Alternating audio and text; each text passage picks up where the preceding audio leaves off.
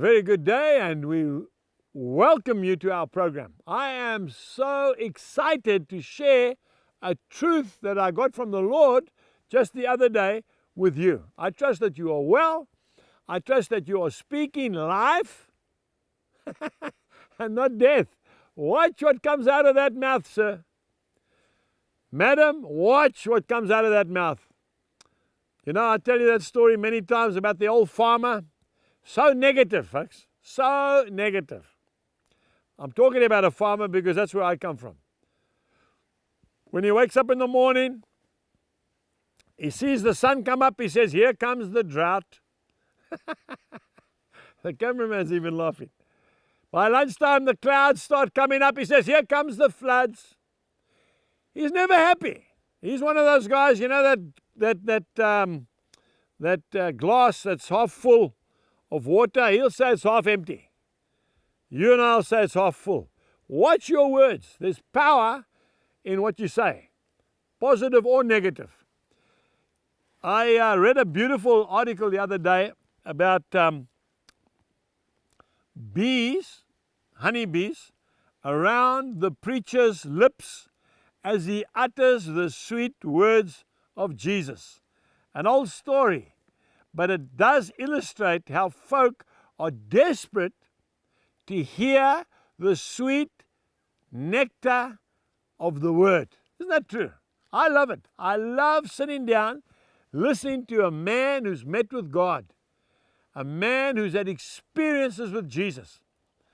And I find when I go into rural areas where there's no television, not many of those places left these days, and very little radio reception, the people will sit, and they'll sit there all day.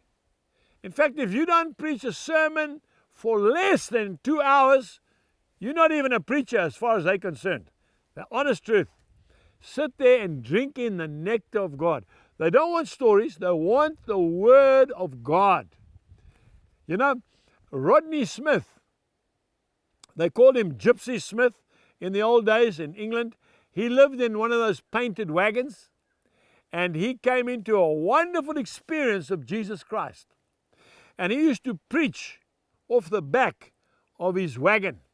And he would have his wagon in a park somewhere in England, and he'd have crowds of up to 10,000 people would come and listen to him preaching off the back of his painted wagon. And the one day when he had finished preaching, a man came up and he looked down, and he looked dejected, and he looked sad. And Gypsy Smith said to him, what's wrong? By the way, Gypsy Smith took something like 34 crusades to America. This man was anointed by God. When he got saved, he couldn't even read or write. He bought a dictionary and a Bible. That's how he started. And he said to this man, "What's wrong, sir?" The man said, "I'm a lay preacher." He said, "And I am absolutely finished." He said, "I have preached everything in this Bible from Genesis, the first book, right through to Revelation, the last book." He says, "And I'm worn out, and I don't know what more to do." And the old gypsy looked at him and he said, "Son, just keep telling them what Jesus means to you." And that's all it is. Folks, that's all preaching is. Tell people what Jesus means to you. You see, Psalm 119 verse 105 says, "Thy word is a lamp unto my feet, and it is a light unto my path." Just keep telling people what Jesus means to you. The greatest preacher, apart from the Lord himself, in the New Testament, in my humble opinion, was Paul the Apostle. Have you heard his testimony? That's all he did. He just kept telling people how his life was changed when he became a believer. You do that and you'll have bees all around your mouth. Until the next time, God bless you. Goodbye. We trust that you have been blessed by today's message. For more information, please visit angusbuchan.com.